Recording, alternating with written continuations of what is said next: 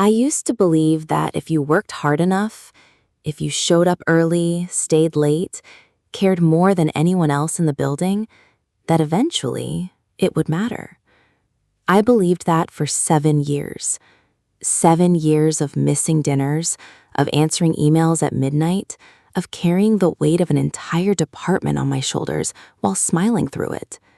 And then, one Thursday afternoon, in a glass-walled conference room, I watched all of it get handed to someone who didn't even know how to use the company's project management software. That was the day I stopped. Not the day I quit. No, that came later. That was the day I decided to give them exactly what they were paying me for. Nothing more, nothing less. And what happened next changed everything. My name doesn't matter for this story. What matters is that I was good at my job, really good. I started at Hargrove Solutions, a mid-sized corporate consulting firm, fresh out of college. 23 years old, ambitious, maybe a little naive. I came in as a junior operations analyst, which is a fancy way of saying I handled whatever nobody else wanted to deal with. But I didn't mind. I genuinely loved the work. There's something satisfying about being the person who fixes things, the person who sees a broken process and quietly makes it run. Within 18 months, I was leading project teams. Not officially. Nobody gave me a title or a raise for it, but when something needed to get done, people came to me. My manager at the time, a guy named Gary, used to joke about it. He'd say, "Don't worry, Marcus handles it." That became an office motto. Looking back, that should have been my first warning sign. By year 3, I was managing a team of 12. Again, not officially. My title was still Senior Operations Analyst. I'd already been passed over for promotion once, but Gary told me to be patient. "The company sees you," he said. "Keep doing what you're doing." So I did. I built out our entire client reporting system from scratch. Before me, reports went out late. Clients complained. Accounts were lost. I redesigned a workflow, automated half of it, and within a quarter, our on-time delivery rate went from 61% to 94%. I know that number exactly because I tracked it. I was proud of it. I started coming in at 7 every morning. Our office opened at 9. At night, I'd stay until 7, 8, sometimes 9 p.m. My social life disappeared. I kept telling myself it was temporary, a season. That once I got promoted, once I had the real title and salary, I could finally breathe again. But the company kept taking, and I kept giving. Here's what I didn't understand back then. The company wasn't investing in me. They were running on me. Every time I stepped up, the expectation reset. Year 5, Gary left the company. Before leaving, he recommended me for his position. I still remember the email. "If this team has a future, it runs through Marcus. Promote him or prepare to explain why not." Nobody promoted me. Instead, they brought in an outside hire named Sandra. To be fair, Sandra was decent. She listened. She stayed out of my way. And under Sandra's leadership, things continued running smoothly. Which is to say, I continued doing everything. Year 6, we landed the Whitmore account. $12 million over 3 years, the biggest contract in company history. I led the pitch, built the proposal, answered every technical question while our actual VP sat quietly in the corner. Afterward, our CEO, Richard Ashford, shook my hand and said, "This is why we love having you here, Marcus." I smiled. I thanked him. Then I went home and made a grocery list. Year 7 arrived. Sandra quietly told me a director of operations position was opening. Finally, a real title, real authority, real recognition. She told me to prepare my case, so I did. 28 slides, performance metrics, client satisfaction scores, cost savings, every project I'd rescued. For the first time in years, I felt excited. Then the rumors started. You know how these things happen in offices. Nobody tells you directly. You feel it. People stop making eye contact. Managers suddenly become busy. Meetings appear on your calendar labeled confidential.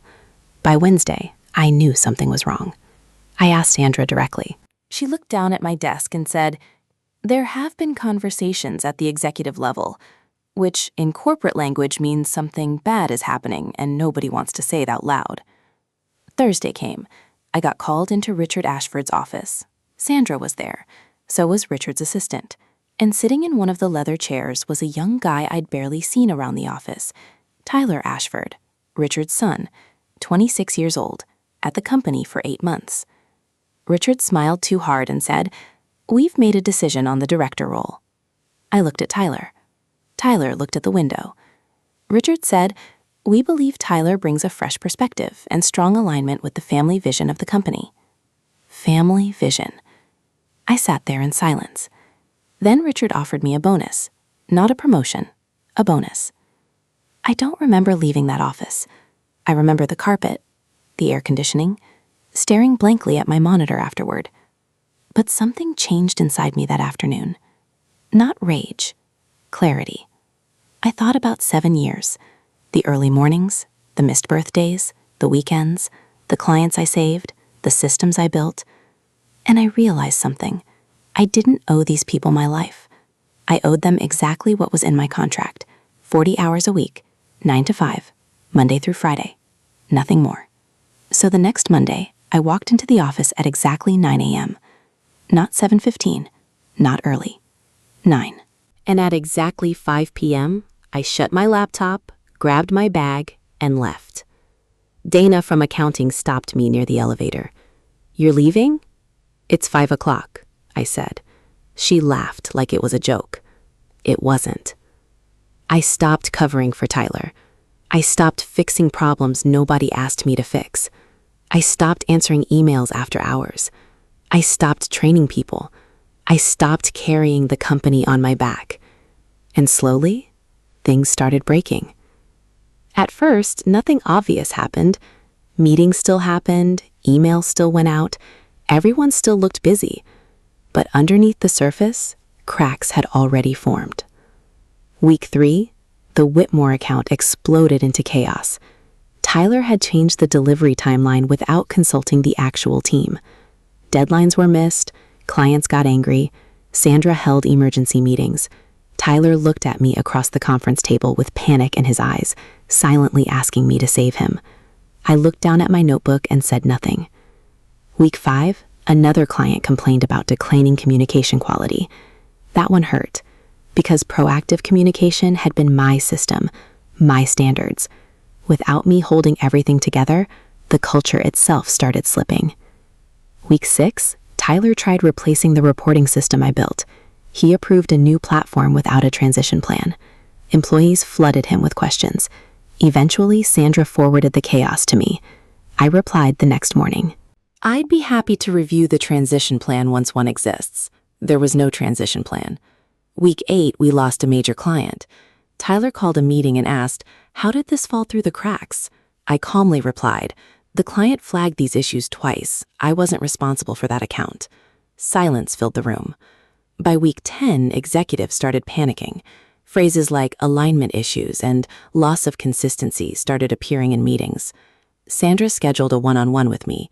She carefully asked whether I still felt engaged. I told her I was fulfilling all contracted responsibilities thoroughly. She nodded slowly. We both knew what was happening. Then Whitmore requested an executive review, the company's biggest account, the account I had personally won. Richard and Sandra called me into another meeting. This time, Richard came to my desk personally. That had never happened before. Inside the conference room, Richard suddenly spoke differently. He called me foundational, said they valued me deeply. Then came the offer. Associate Director of Operations, 22% salary increase, executive meetings, expanded authority. But Tyler would keep the director title, meaning they still wanted me to do the job while someone else kept the credit. I listened quietly. Then, for the first time in 7 years, I said something unexpected. I'd like a few days to think about it. Because the night before, I'd already received an email from another company. A real director role, 30% higher salary, real authority. I had already replied. The interview happened on a Tuesday, and for the first time in years, I felt respected, like an equal. They offered me the job that Friday. I accepted immediately. The following Monday, I submitted my resignation. Sandra looked genuinely shaken. "Is there anything we can do?" she asked. I told her no. My final 2 weeks were strangely peaceful. I worked 9 to 5, documented processes, trained people where necessary, and for the first time, I saw the company clearly. The endless unresolved issues, the confusion, the lack of leadership. For years, I had been the invisible structure holding everything together. Nobody noticed until I stopped carrying it. On my last day, Richard shook my hand and told me I was one of the best employees the company had ever had. Tyler wished me luck too, and honestly, I wished him luck back, because living inside expectations you never earned has its own weight. At 5 o'clock, I walked out of the building for the last time, and standing outside in the afternoon sunlight, I realized something. The problem was never that I worked too hard. The problem was that I gave my loyalty to people who had already decided what I was worth long before I ever walked into that office. Once I understood that, the anger disappeared. Because when you finally see things clearly, the answer becomes obvious. You don't beg, you don't fight, you leave. You take your experience, your knowledge, your skill, and your value, and you bring it somewhere that recognizes it. I've been at my new company for 7 months now. I'm a full director. I lead a team. I make decisions. And most days, I leave at 5 o'clock. Not out of spite, but because I finally understand something I wish I'd known years ago. A good career should support your life, not consume it. And it turns out, the right company understands that too.